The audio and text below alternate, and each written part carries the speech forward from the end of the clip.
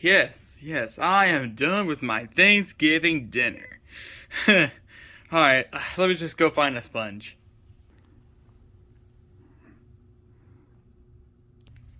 Hey, Puzzles, I found a new DVD. Puzzles? I'll just throw it over there until he comes back. Huh? Oh, you gotta be kidding me. No, wait, oh no, I dropped the mallet. Uh-oh, that's not good. Alright, I couldn't find a sponge, so I had to put like a... What the heck happened here? What happened to the plate? I can explain. I was trying to knock you out, but then someone threw this DVD disc at my face, and I accidentally dropped the mallet and broke your dish. What the? Why would you want to kidnap me? It was supposed to be a prank. Yeah, and I have a feeling that I should go now. What DVD disc is he talking about? Oh yeah, Hop. Well, one review could not hurt. Well, let me just toss this little bad boy in there. Ha, yeah, baby. For all of you who were wondering, I was just pretending to throw it on that one. Okay, so for all of you who don't know, it's way past Easter, and we just finished Thanksgiving and Black Friday. So, here's Hop. Okay, so we open up on Easter Island, which is the first time I've ever seen it. I mean, ever since I played Moai Doo-Wop.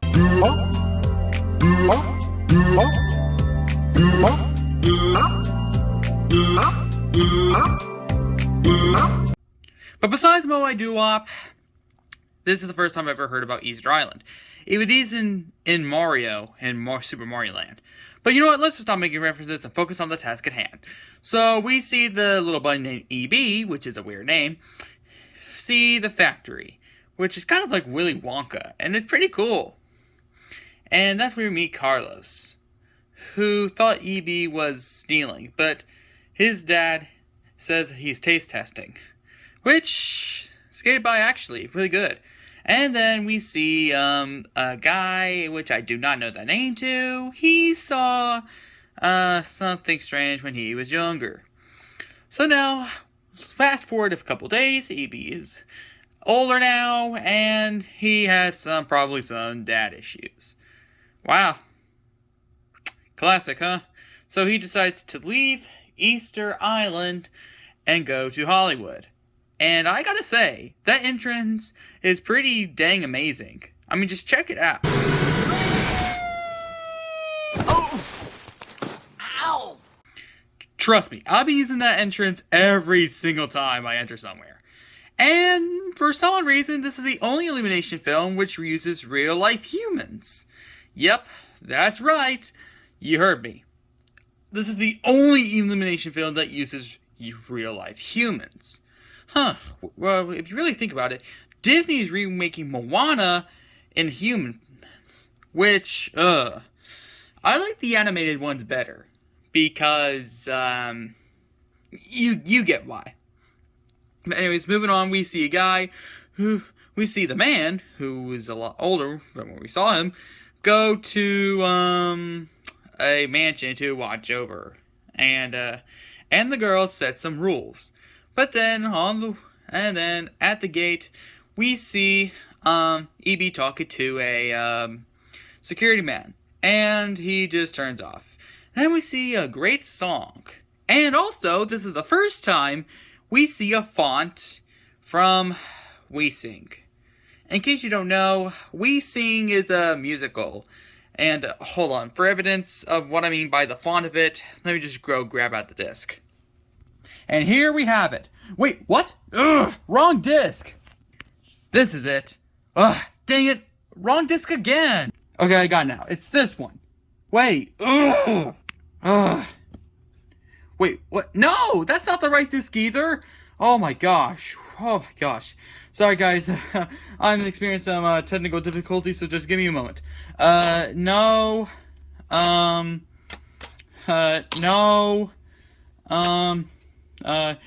No. Where is it? Okay, I think I found it now. Wait. Ugh!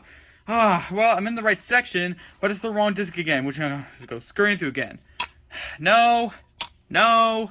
Guys, just give me a moment.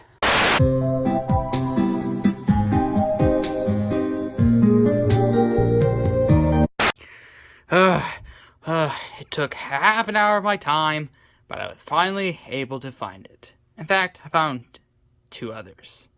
Alright, so this was the wee thing I was talking about. See, Hop was the first time I saw that they used their font. And then another time they used their font was in the Wee Sing Train. Which is weird if you ask me. Like, these things were creepy. I don't even want to talk about these. And you know what? I really feel like I want to talk about Jonah, a VeggieTales movie. But shame I have not seen it at all, which I really want to. But we need to get back on top. So let's shove these movies to the side. So where were we? Oh yeah. So the man runs over EB, and when it looks like he was dead, he got a rock, and then EB scares the man, and he runs into the mansion. And so the man recognizes EB from his youth, and gets carrots, and tries to kick EB out. But then the man decides to keep EB, and that's where we cut back. And that's when Carlos, and of course EB's dad, is worried about EB. Because I like how the dad is like super calm of this. I mean, just listen to his voice a lot. How could he just take off like this? It's just not like him. But what difference this one from the other movie parents? Well, because he actually cares about his son. Everybody else doesn't. And so he sends out the Pink Parades, which has an exclusive theme song. But we're not going to play it because 1, that's filler, 2, that's copyright. And also they have a tracking device, which tracks EB without wearing anything on.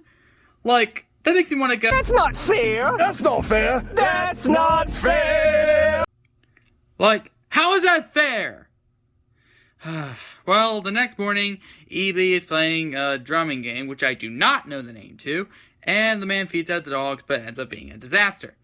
And then, there's another scene where EB poops on a car, which turns out to be jelly beans. I mean, I would eat those than Bamboozled. Yeah, Bamboozled is not my style. I've seen a lot of YouTubers do this, and there's no way I'm attempting that challenge. Ha! Why not? You know, that would get a lot of views if you do! Shut up, Krusty. Wait, how do I know your name? Oh, yeah, it's that dementia thing. But anyways, shut up, Krusty. I'm trying to make a video. Oh.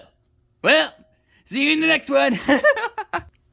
Boy, that guy is starting to get on my nerves. But anyways, they were at a talent show, and that's when EB was worried because he realized 3 shadows, which turned out to be just 3 players of bunnies. And he thought they were the Pink Parades, and that's when we hear the song I Love Candy, which again is filler and copyright, so I'm not gonna play it. And then, remember those tranquilizers that they have? Well, guess what? They made it to the house, and guess what? They tranquilized the dogs. Why are they abusing animals? He's moving on. EB makes a decoy and thought that the man did it, so they tranquilized the man, take him back to Easter Island, and tied him up in black licorice. And then Carl starts a coup d'etat, which is a French for Coup d'etat. Yeah, it turns out the main villain was Carlos the whole time. What is it with plot twist villains? So they send out Pink Parades to try and stop him, but they get chocolatified and the dad gets trampled. And so EB finally realizes what happens when they pick up a tranquilizer and decides to head back to the homeworld. And so, when they're about to get boiled, EB returns only to get trapped in gummy bears. I think that's what those were called. But anyways, Carlos tries to be the new Easter bunny, Easter chick. You know, who cares? By giving them wheat and worms. Like, come on! You can get someone salmonella!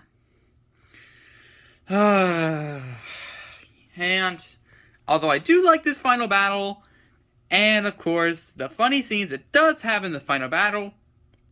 Like, we skip to the part where there's a chick named Phil. Now, if you don't remember earlier in the film, Phil keeps interrupting Carlos. And then he loves music. Yeah. And so he can't resist, and Kyle gets defeated with his temptation. And after that, Evie's dad apologizes for what he said, even though it was just orders. So all in all, really good movie. I would definitely say this is either very high A or just barely reaching S. Okay, we're done with the Easter movie.